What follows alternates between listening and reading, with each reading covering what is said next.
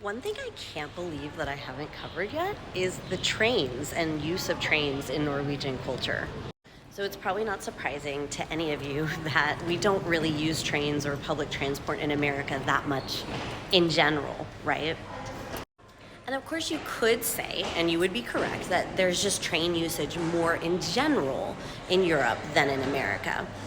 But there's something really unique, in my opinion, about trains in Norwegian culture. So one thing I've covered before in regards to language is that Norway is so separated from different little districts into different little districts by the mountains and valleys that that's one reason there's so many dialects is in the 1850s you wouldn't easily be able to go over to the next mountain or the next valley and so the language kind of got isolated and we developed different dialects. Now, obviously, that there's tunnels through and under the mountains, travel's a lot easier, but still living in Norway made me understand the phrase as the crow flies. I'd always heard that, like, oh, it's an hour away as the crow flies. Didn't understand it till I moved to Norway, where, like, as the crow flies, Trondheim and Oslo are not far away. But driving takes way longer than you would think if you calculated the rate per kilometer on a map because of those mountains and valleys even today. When you pair that with the snow and different weather that Norway can have, sometimes train is the most reliable way to get around. There are times where you just plain can't drive, or at least I wouldn't drive through the different mountains and stuff.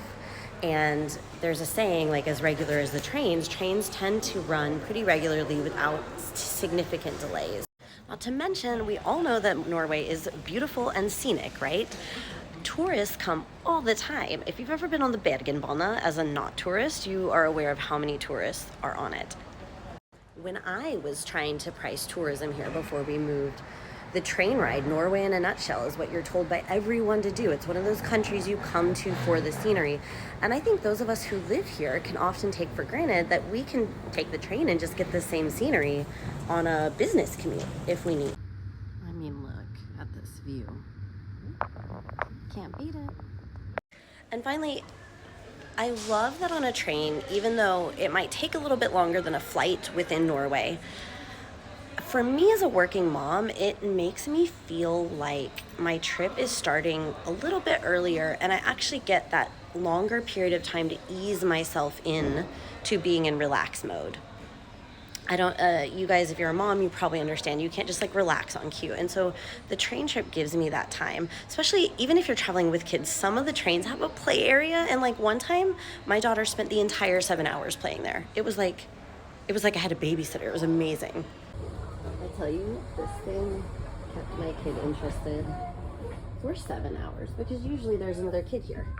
But as to exactly what I do to kind of relax and kick off my travels when I'm on the train, I'm going to actually make another video of that because the trains go everywhere in Norway. So that's the other thing. There's so many little towns still in Norway because of those hills and valleys that sometimes trains is the best and or only way to get there. You can't fly directly to some of these locations. So the coverage is great, the reliability is great, and in my opinion, it's so relaxing.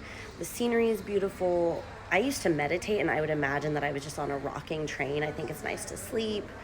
Yeah, but I'll get into a little bit more of like what the actual travel experience is like in a different video. And how could I forget that it's green?